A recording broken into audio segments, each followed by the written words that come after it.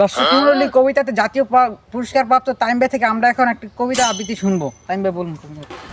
আবৃত্তি করছি কবি কাজী নজরুল ইসলামের অন্যতম কবিতা।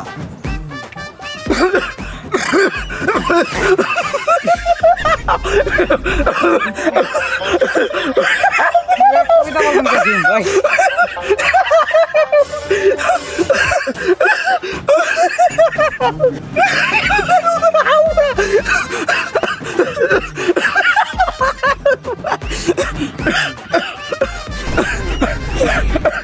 এই ছিল কাজী নজরুল ইসলামের বিদ্রোহী কবি। কি ভাই কবিতা বলছেন? ভাই এটাই তো কবিতা, এটার মর্ম আপনি বুঝবেন কিভাবে?